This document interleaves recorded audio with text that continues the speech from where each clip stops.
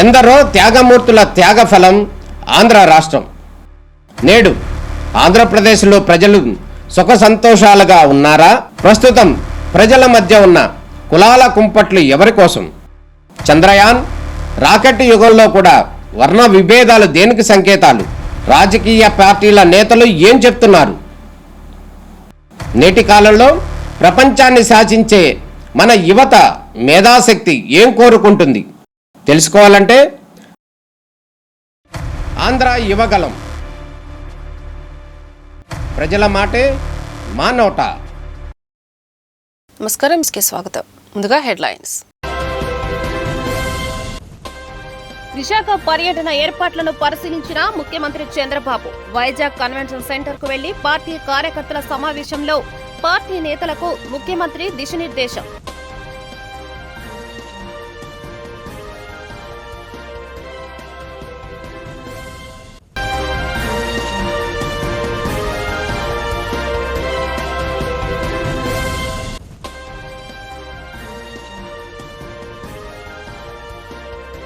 యువత నిర్దేశించుకున్న లక్ష్యాలను సాధించేందుకు నిరంతరం యోగా ఎంతో దోహదపడుతుందని జిల్లా కలెక్టర్ లక్ష్మీషా వెల్లడి.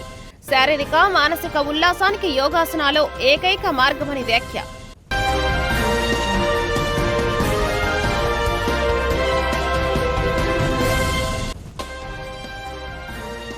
ఎన్టీఆర్ జిల్లాలోని కొండపల్లి మున్సిపాలిటీ కైవసం చేసుకున్న టీడీపీ. ఇది ప్రజా విజయమని మైలవరం శాసనసభ్యులు వసంత వెంకట కృష్ణ ప్రసాద్ వెల్లడి.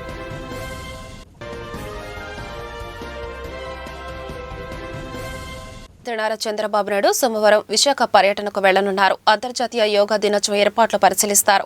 సాయంత్రం టీడీపీ రాష్ట్ర అధ్యక్షుడు పల్లా శ్రీనివాసరావు ఇంటికి చేరుకుని ఆయన కుటుంబ సభ్యులను పరామర్శిస్తారు. మనం ఒక మెసేజ్ కింద all professions, all associations, male female gender equity కింద ఆల్ డెమోగ్రఫిక్ ఏజెస్ అందరిని కూడా ఎవరైతే ఉన్నారో యంగ్స్టర్స్ గానీ 9th క్లాస్ ఆఫ్టర్వర్డ్స్ ఎవరైనా సరే, లాస్ట్ లో ఈవెన్ ఏజ్డ్ సీనియర్ సిటిజన్స్ కూడా చేయాలి. ఆల్ రిలీజియన్స్, కాస్ట్ అందరిని. It is a science. ఇవన్నీ చేయాలనుకున్నప్పుడు ఇక్కడ మనకు రాష్ట్రం అంతా ఒక ఫోకస్. విశాఖపట్నం 326 కంపార్ట్మెంట్స్. మీ విశాఖపట్నం జిల్లాలోనే ఒక 606 secretariats. You are adding other secretariats also, nearby secretariats. Anakapalli, లేకపోతే విజయనగరం, శ్రీకాకుళం, వీళ్ళని కూడా తీసుకొస్తున్నారు. ఇవన్నీ వచ్చేప్పుడు సెక్రటరియేట్ ని ఒక యూనిట్ గా పెట్టుకుని ఎవరు ఎక్కడ పార్టిసిపేట్ చేస్తారో మిగిలిన ప్లేసెస్ లో కూడా ఇప్పటి నుంచి ఇయర్ మార్క్ చేయాలి. అట్లా కాకుండా మీరు గాని డెమార్కేషన్ లో డిఫరెంట్ పీపుల్ ని పెడితే మీకు అకౌంటబిలిటీ రాదు. All government officers, 2 agencies, one is secretariat as a unit, law and order, police has to work accordingly. ఈ రెండు సింక్ చేసుకోగలిగితే మనకు చాలా వరకు ప్రాబ్లం మనకు కంట్రోల్ అయ్యే పరిస్థితి వస్తుంది. దీన్ని ఏ విధంగా జిల్లా అడ్మినిస్ట్రేషన్ అండ్ ఆల్సో ఇక్కడైతే పోలీస్ కోఆర్డినేషన్, రాష్ట్రం మొత్తం కూడా మీ ఎస్పీలు, అక్కడ డిస్ట్రిక్ట్ కలెక్టర్ ఎక్కడికక్కడ కోఆర్డినేట్ చేసుకుని ఇది సింక్రనైజ్ చేయాలి. ఈ 2 crore కూడా గిన్నిస్ రికార్డు పోతున్నావా లేదా అది కూడా కృష్ణబాబు అది లేదు, మన రికార్డు కోసం అంతే. కానీ 20 ఈవెంట్స్ ఏవైతే important 20 world book of records కి యు ఆర్ గోయింగ్, అది ఎట్లా సైమల్టేనియస్ గా మీరు వర్కౌట్ చేసుకుంటారు. కానీ ఈ 2 crores కూడా మనం మెజర్ చేస్తున్నాం. రీజన్ ఈస్ ఇది అవుతానే తర్వాత కూడా ఇది వే ఆఫ్ లైఫ్, ప్రతి ఒక్కరి జీవితంలో భాగం కావాలి అనేది మన ఉద్దేశం. అది కావాలి అనుకున్నప్పుడు హెల్త్ మీద ట్రెమెండస్ ప్రభావం పడుతుంది. అది కావాలనుకున్నప్పుడు దీన్ని కంటిన్యూగా మీరు లాజికల్ గా తీసుకెళ్లాలి. ఇప్పుడు మనం 3-4 సార్లు ఆలోచించాం. Offline, online continuous training. Offline, online లో కంటిన్యూస్ గా ట్రైనింగ్ చేయాలంటే దానికి కావాల్సిన ఇన్స్టిట్యూషనల్ ఫ్రేమ్ వర్క్ రావాలి. అవసరమైతే వీ హెడ్ గో టు విజయవాడలో చూస్తే సత్యనారాయణరాజు 750 బెడ్స్ తో నేచురోపతి హాస్పిటల్ పెట్టాడు. దానికి అటాచ్డ్ కావాలంటే ఒక కాలేజ్ పెట్టచ్చు మనం. Hospital is ready. ఆ కాలేజ్ ఎవరు పెడతారని కూడా మనం వర్కౌట్ చేసుకుంటే ఇలాంటివి వస్తే ఈ ఈవెంట్ వచ్చిన తర్వాత సస్టైనబిలిటీ. ఈ రోజు మనం one of the biggest event after 10 years మనం ఈ ఈవెంట్ క్రియేట్ చేస్తున్నాం. 11th year 10 years కంప్లీట్ చేసే సందర్భంగా గిన్నిస్ రికార్డు గానీ ఇంతవరకు అన్ని రికార్డులు బ్రేక్ చేస్తూ we are creating a new record. అది వచ్చిన తర్వాత ఇంకా పికప్ అవుతుంది. అది పికప్ అయినప్పుడు ప్రధానమంత్రి గారు నన్ను అడిగి నేను ఆయనతో మాట్లాడుతూ ఉంటే ఈ మరి 11th ఇయర్ వస్తుంది, ఆంధ్రప్రదేశ్ లీడ్ తీసుకుంటే బాగుంటుంది, మీరు చేయగలుగుతారంటే డెఫినెట్ గా చేస్తామని చెప్పి నేను ఆఫర్ చేశాను. దానికి కూడా కారణం ఇది ఒక మేజర్ ఈవెంట్ ఒకటి. రెండో, దీని వల్ల రాబోయే రోజుల్లో ఈ టెక్నాలజీ ఏజ్ లో స్ట్రెస్ మేనేజ్మెంట్ గానీ, బెటర్ హెల్త్ గానీ, ప్రివెంటివ్ హెల్త్ పోవడానికి అవకాశాలు ఎక్కువగా ఉంటాయి. కాబట్టి మనం అందరం కూడా దీన్ని ఏ విధంగా లాజికల్ గా తీసుకుపోవాల్సిన అవసరం ఉంది. యువత నిర్దేశించుకున్న లక్ష్యాలను సాధించేందుకు నిరంతరం యోగా ఎంతో దోహదపడుతుందని జిల్లా కలెక్టర్ డాక్టర్ జి లక్ష్మీషా అన్నారు. శారీరక మానసిక ఉల్లాసానికి యోగాసనాలు ఏకైక మార్గమని తెలిపారు. ఉద్దేశము దీనికోసం ఇప్పటికే మన జిల్లాలో దాదాపు 6,000 మంది ట్రైనర్స్ని ఎన్రోల్ చేస్తున్నాము. అట్లాగే ప్రతి గ్రామాల్లో ప్రతి వార్డులో కూడా ఈ కార్యక్రమం రోజు జరుగుతూ ఉంది. అట్లాగే ఇప్పుడు వచ్చే జూన్ 21వ తారీఖున ఇందిరాగాంధీ స్టేడియంలో పెద్ద ఎత్తున 5,000 మందితో యోగా శిబిరాన్ని నిర్వహించి ఈ ఇంటర్నేషనల్ యోగా డే కూడా సెలబ్రేట్ చేయడం జరుగుతుంది. దీనికి ప్రతి ఒక్కరు ముందరికి వస్తున్నారు, ప్రతి ఒక్కరు దీని గురించి తెలుసుకుంటున్నారు. మన జిల్లాలోనే బోట్స్ మీద అలాగే ఫ్లోటింగ్ యోగా అని ఒక వరల్డ్ రికార్డ్ కూడా మనము క్రియేట్ చేశాము. సో ఇవన్నీ ప్రజల్లో అవగాహన తీసుకురావాలి, యోగా గురించి వాళ్ళు చర్చించాలి, దాని గురించి ఆలోచించాలి. యోగాని జీవితంలో భాగంగా చేసుకుంటే వాళ్ళ ఆరోగ్యం బాగుంటుంది, హాస్పిటల్కి మందులకి డబ్బులు ఖర్చు పెట్టాల్సిన అవసరం ఉండదు, వాళ్ళు చేసే పనిలో ప్రొడక్టివిటీ పెరుగుతుంది, స్ట్రెస్ తగ్గుతుందనే ఉద్దేశంతో ఈ కార్యక్రమం ముందుకు తీసుకెళ్తున్నాము. దీనికి సహకరిస్తున్న ప్రతి ఒక్కరికి ధన్యవాదాలు చేసుకుంటూ జూన్ 21వ తారీఖు వరకే కాకుండా తర్వాత కూడా ఈ కార్యక్రమాన్ని ముందు సాగిస్తూ ప్రతి ఒక్కరూ ఆరోగ్యంగా ఆనందంగా ఉంటూ ఈ హ్యాపీ హెల్తీ అండ్ వెల్తీ సొసైటీకి తోడ్పడాలని సందర్భంగా కోరుకుంటున్నాను. ఈ రోజున ఇండియన్ రెడ్ క్రాస్ సొసైటీ ఆధ్వర్యంలో మన కలెక్టర్ గారి ప్రోత్సాహంతో, కలెక్టర్ గారికి ఉన్నారు ఇక్కడ, కలెక్టర్ గారి ప్రోత్సాహంతో యోగా జరిపాము. దాంట్లో కాలేజీ విద్యార్థులు పాల్గొన్నారు. మేము Indian red cross society NTR district తరపున యోగాని ఒక మ్యాండేటరీ ప్రోగ్రామ్గా చేసుకున్నాము. ఇక ప్రతి కాలేజీలో విద్యార్థులు యోగా అనేది చాలా మంచిదండి. ఇప్పుడు రకరకాల అనారోగ్యాలతో మనం బాధపడుతున్నాం, అవన్నీ ఆల్మోస్ట్ అన్నీ లేకుండా పోతాయి. విద్యార్థుల ముందు చదువు మీద ఒక రకమైన శ్రద్ధ పెరుగుతుంది, ఒక డిసిప్లిన్ వస్తుంది, వాళ్ళ టెన్షన్స్ లేకుండా ఉంటాయి, పరీక్ష ఎగ్జామ్ ఫీవర్ కానీ నిజంగా యోగాని జీవితాన్ని భాగస్వామ్యం చేసుకునే చాలా బాగుంటుంది. ఈ విషయంలో మన కలెక్టర్ గారు తీసుకున్న శ్రద్ధ అమోఘమైంది. ప్రతిరోజు చేయడం అంచేత 2 రోజులు 3 రోజులు చాలండి యోగాని సరిగ్గా ప్రాక్టీస్ చేస్తే ఇక చాలా గుడ్ హ్యాబిట్ కింద మారిపోతుంది. దాంతో వాళ్ళ జీవితమే మారిపోతుంది. అంటే యోగాని కనీసం ఒక 10 రోజులు 15 రోజులు మీరు ఒక అవసరంగా చేయండి, తప్పకుండా జీవితంలో భాగమైపోతుంది. చాలా బాగుంటాయి, ఆరోగ్యాలు చాలా బాగుంటాయి. అంచేత ఈ మన డిస్ట్రిక్ట్లో మన కలెక్టర్ గారి ఆధ్వర్యంలో ఈ కార్యక్రమం చాలా మంది వారు అభినందిస్తాను. ఒక్కటే కలెక్టర్ గారు డిమాండ్ చేశాను, హై స్కూల్ లెవెల్లో కాలేజీలో ప్రతిరోజు యోగాని ఒక 1 అవర్ మార్నింగ్ ఈవినింగ్లో పెట్టినట్లయితే అసలు పిల్లలందరూ కూడా చక్కగా చదువుకుంటారు, చక్కగా తయారవుతారు, మంచి పౌరులుగా తయారవుతారు, డిసిప్లిన్గా ఉంటారు, విజ్ఞానవంతులుగా అవుతారు, చాలా ఆరోగ్యవంతులు ఉంటారు. అది అవడానికి యోగా ఎంత తోడ్పడుతుంది. అంత చక్కని కార్యక్రమం రోజు కొనసాగించినందుకు ఇది. అలాగే మన మోడీ గారు ఈ కార్యక్రమం, అలాగే మన చంద్రబాబు నాయుడు గారు సీఎం గారు ఇలా టేకప్ చేయడం వారిని మనసారా అభినందిస్తున్నాను. Very good programme. మరి దీనివల్ల మన భారతదేశం ఎంతో గొప్పగా ముందుకు సాగుతుంది. ఎన్టీఆర్ జిల్లాలోని కొండపల్లి మున్సిపాలిటీ తెలుగుదేశం కైవసం చేసుకుంది. ఇది ప్రజా విజయమని మైలవరం శాసనసభ్యులు వసంత వెంకట కృష్ణ ప్రసాద్ అన్నారు. చంద్రబాబు ఇంటిపై దాడి చేసే దమ్ము ధైర్యం ఎవరికైనా ఉందా అని ఎమ్మెల్యే కృష్ణ ప్రసాద్ ప్రశ్నించారు.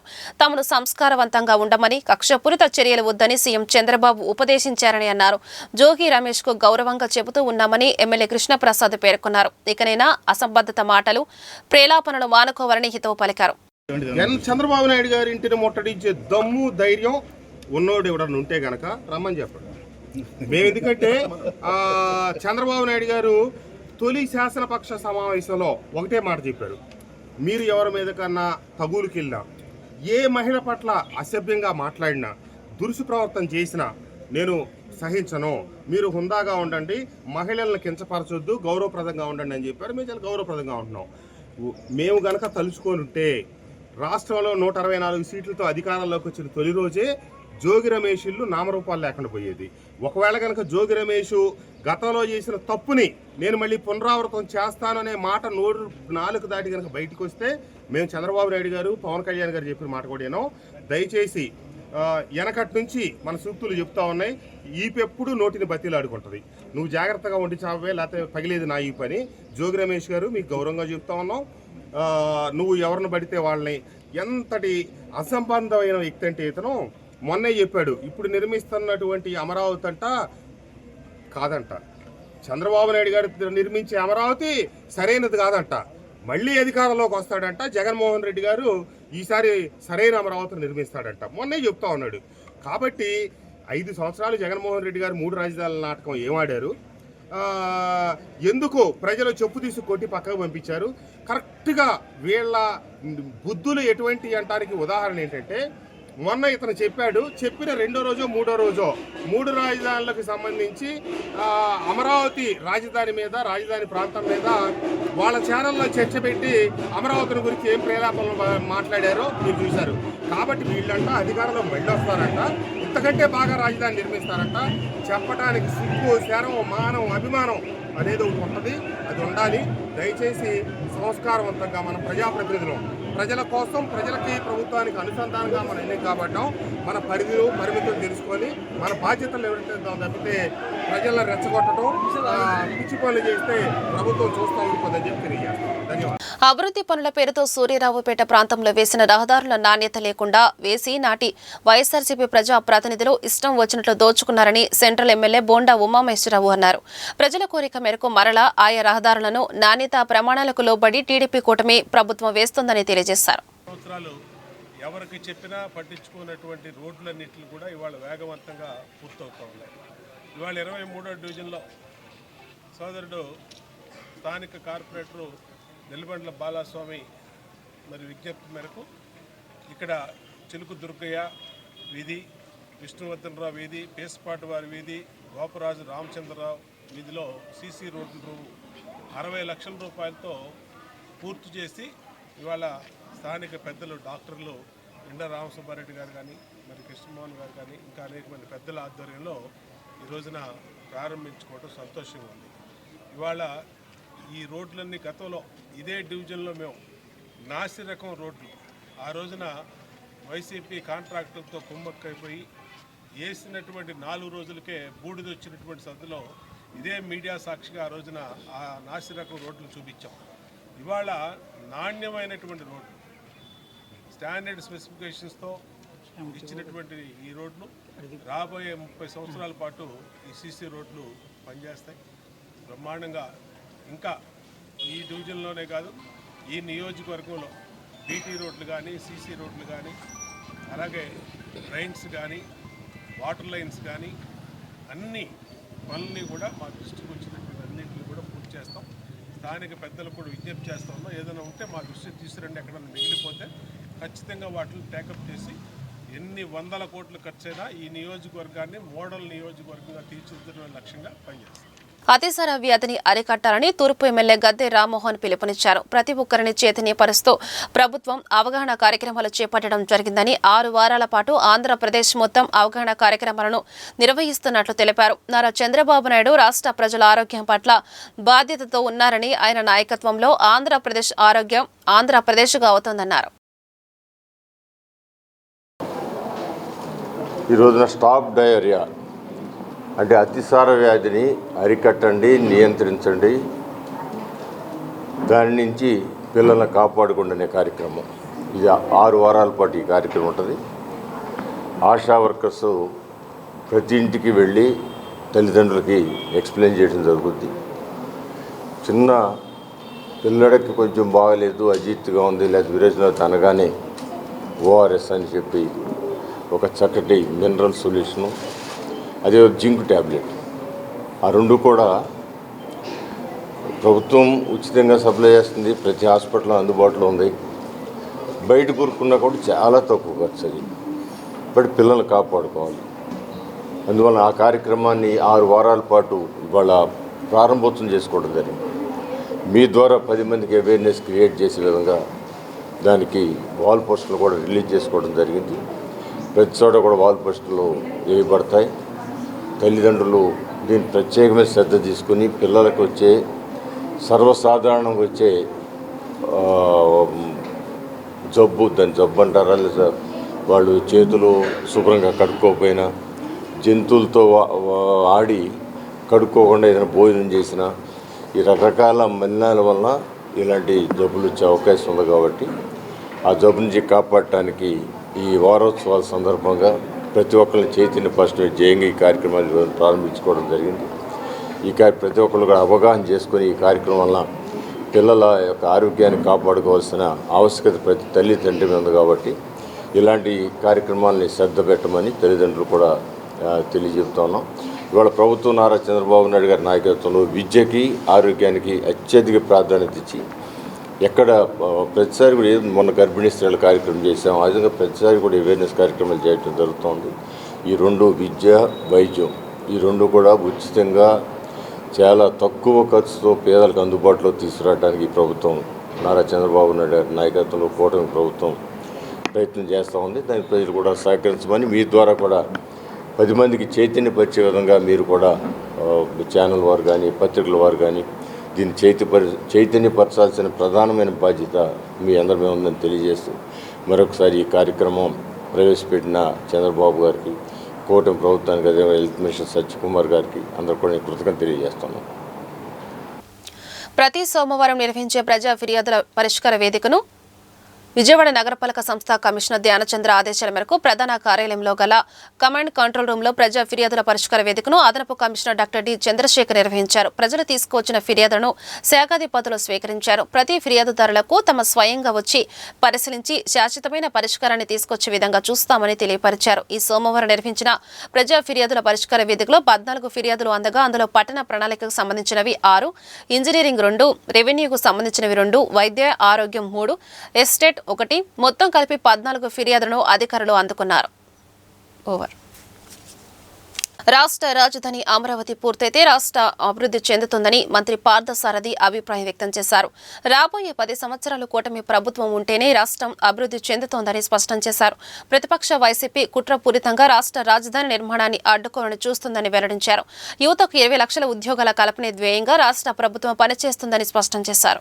5 కోట్ల రూపాయలతో ప్రజలకు అండగా నిలిచాం. ఆరోగ్యశ్రీలో సేవలే కాకుండా ఇన్ని ఆర్థిక ఇబ్బందులు ఉన్నప్పటికీ రాష్ట్రానికి నిన్న దాదాపుగా 10,000 కోట్ల రూపాయలు తల్లికి వందనం పేరుతో పేదల బిడ్డలందరినీ బాగా చదివించాలనే ఆకాంక్షతో ఎంతమంది బిడ్డలు ఉన్నప్పటికీ అకౌంట్ లో డబ్బులు వేసిన ఘనత చంద్రబాబు నాయుడు గారికి, పవన్ కళ్యాణ్ గారికి అని చెప్పి తెలియజేస్తూ, అలాగే 4,000 రూపాయల పెన్షన్ భారతదేశ చరిత్రలో అన్న నందమూరి తారక రామారావు గారు వృద్ధులకు పెన్షన్ 75 రూపాయలతో ప్రారంభిస్తే అది అంచెలంచెలుగా పెరిగి ఈ రోజు చంద్రబాబు నాయుడు గారి నాయకత్వంలో 4,000 రూపాయలు ఇస్తున్న పెన్షన్ భారతదేశంలో ఏకైక రాష్ట్రం ఒక్క ఆంధ్రప్రదేశ్. అట్లాగే రేపు ఆగస్టు 15వ తారీఖు నుంచి అక్క చెల్లెలకి బస్సుల్లో ఉచిత ప్రయాణం కూడా ప్రారంభించబోతా ఉన్నాం.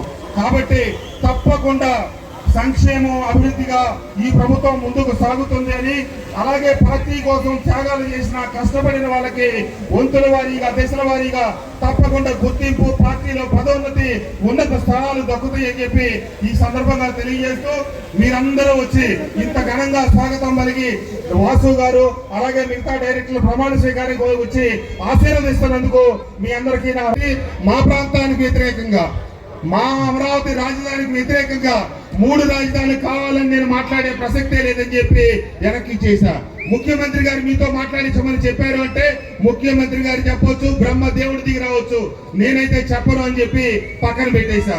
వెంటనే వాళ్ళు ఒకరి మొహం ఒకరు చూసుకొని ఎవరికి చెప్పాలి అని చెప్పి రెండో వ్యక్తి కోసం ఆలోచిస్తా ఉన్నారు.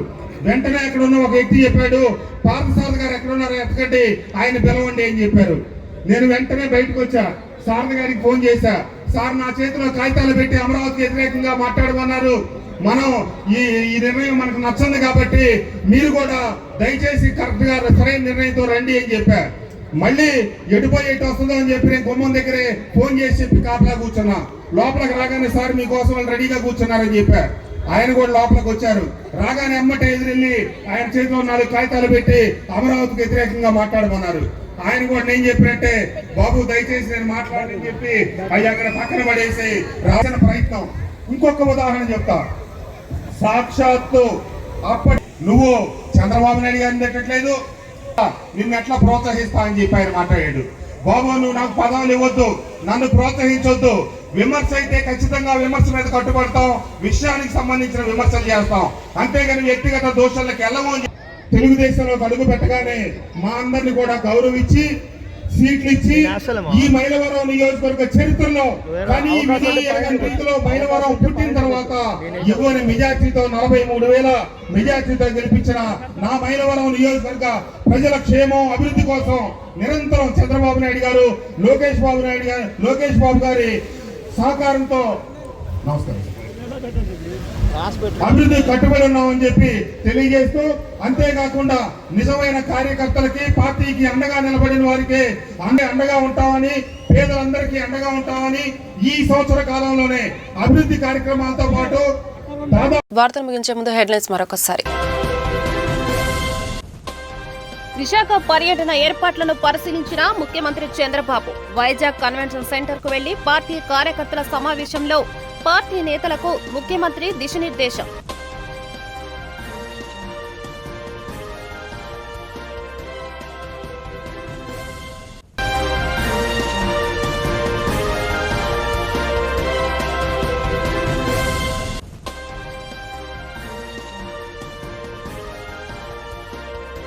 యువత నిర్దేశించుకున్న లక్ష్యాలను సాధించేందుకు నిరంతరం యోగా ఎంతో దోహదపడుతుందని జిల్లా కలెక్టర్ లక్ష్మీషా వెల్లడి.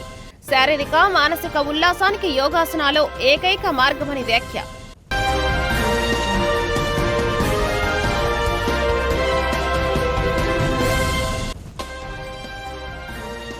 ఎన్టీఆర్ జిల్లాలోని కొండపల్లి మున్సిపాలిటీ కైవసం చేసుకున్న టీడీపీ.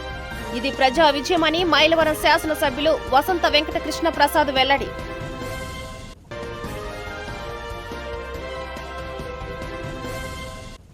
ఈ వార్తలు ఇంతటితో సమాప్తం. నమస్కారం.